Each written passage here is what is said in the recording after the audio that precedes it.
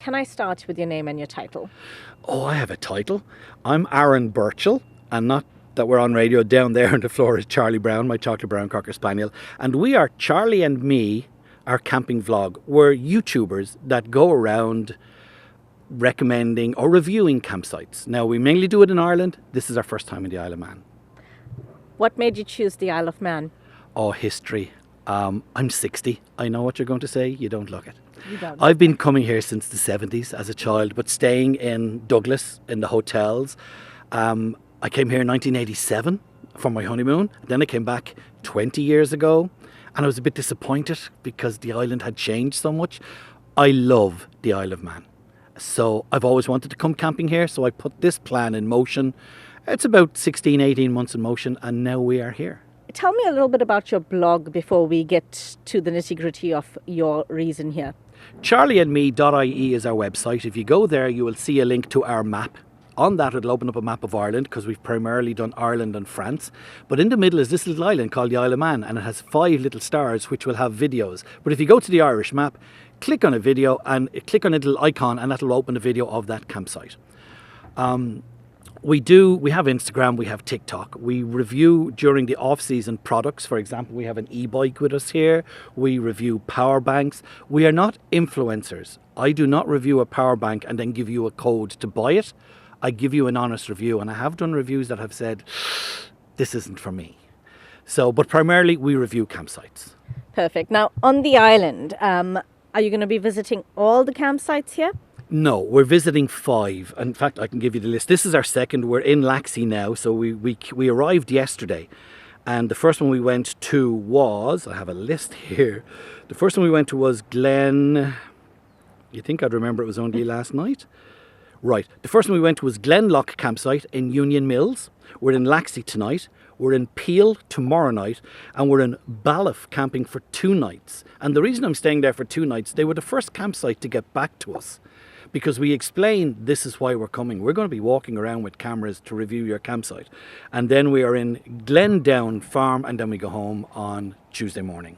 Now, how attractive is the Isle of Man and the Isle of Man campsites to tourists?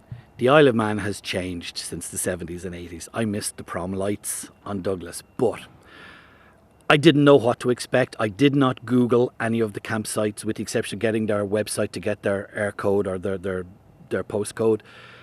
I was a little bit disappointed with our first campsite. The second one is very similar but better. I was expecting, because in Ireland where we would go, hard stands, beautiful toilets, beautiful showers. The island so far doesn't have that. The showers and toilets where I was last night are spotless. The showers and toilets are spotless. But the pitches are small, the campsites are small. This one I think takes 16 pitches. Last night's had 19 pitches, but a fabulous area for tents. So it's not fair to compare it to the campsites in Ireland, just like I wouldn't compare campsites in France, because they have pizzerias and bars and restaurants and swimming pools. But so far, yeah, I'm enjoying it. But I love the island, so that's a plus straight away. So what exactly is it that you look for when you visit campsites? Cleanliness. And then location to what's in the vicinity. This one is awkward to get to in a big van, but has the Laxey wheel that you can get to Schneefell on the train. So when we go on site, we look at the cleanliness of the site and the facilities. The next thing would be for emptying what's known as our grey water, which is our shower and our wash hand basin, and then our black water, which is our toilet, just to see how easy and clean are those areas. And then just the facilities around the towns, how close are you to activities. You know, on your journey, as you've been visiting campsites and speaking to people, speaking to other campers, has anyone mentioned the Isle of Man themselves to you? I met a lady in Blarney in Cork from the Isle of Man in an Isle of Man registered campsite, and she said to me, "You should come to the Isle of Man." And I went, "Funny that you say that." Now, this was 2 years ago when I started planning this, so I told her my plans. And initially we had to try and get sponsorship. We don't do this out of our own pocket, and I had sponsorship lined up for 18 months ago and it fell through. But now 2 of our sponsors have come on board, 2 of our Irish sponsors, and they've made this possible. But no, nobody. We actually have followers who were on this very campsite last night from Ireland. But no, with the exception of that lady, the Isle of Man does not come up. But in saying that, on our TikTok and on our Instagram, I've been putting out teasers that we're here. These videos will start on the first Friday in August and every Friday. And there's been a lot of interest in, oh, how much was the ferry? Can't wait to see the videos. There is a lot of interest in our Irish followers to see the island campsites on the Isle of Man. Oh, that's absolutely amazing. I don't know if you know, but during the TT, that's when all of these campsites are absolutely filled. And there's a lot more of them because I think farmers open fields. I believe your rugby clubs and football clubs also open up and give facilities. I didn't want to review them. For example, in Ireland, we have a thing called wild camping, and a lot of people do it here on the island where you literally find a car park. We don't want to do that. I want to review campsites. So one that I think Uncan Park is kind of mainly for the TT, but they will take you in during the summer.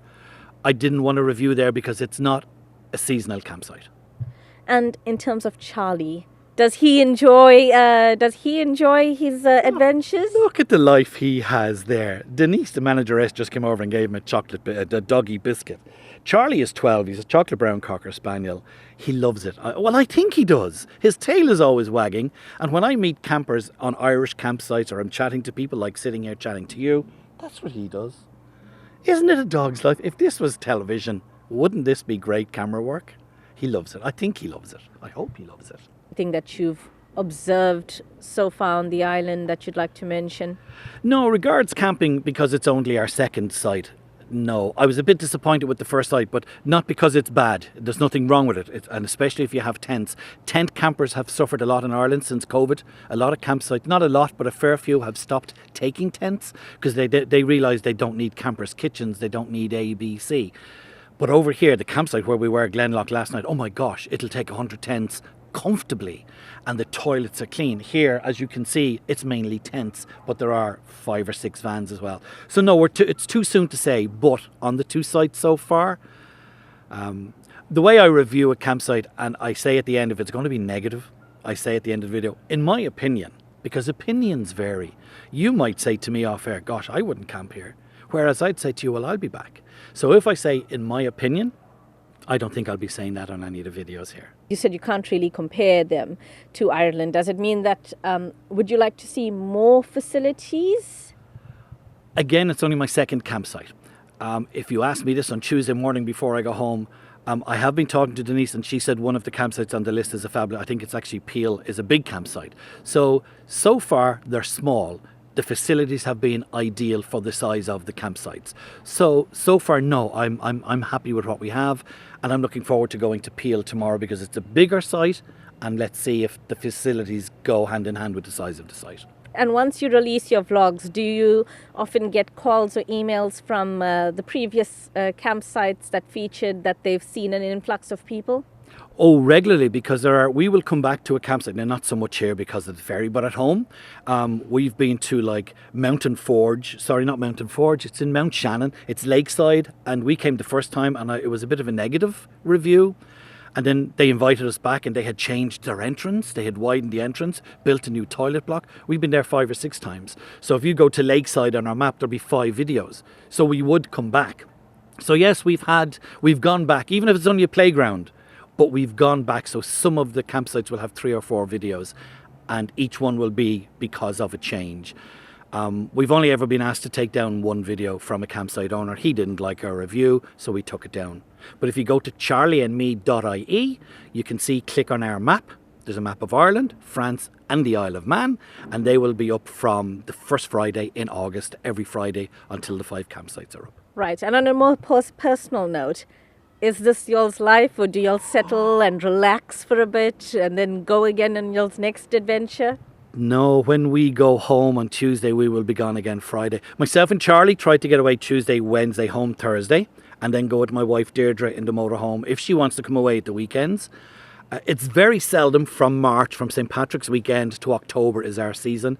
It's very seldom we're not away every week. From St. Patrick's Day, the 17th of March, until possibly Halloween. And then during the winter, we go back to reviewing the products. Tables, chairs, lamps, e-bikes, anything that a company wants to give us to. But we're not influencers. We review the products honestly. Thank you for making it to the end of the Manx Radio newscast. You are obviously someone with exquisite taste. May I politely suggest you might want to subscribe to this and a wide range of Manx Radio podcasts at your favourite podcast provider, so our best bits will magically appear on your smartphone. Thank you.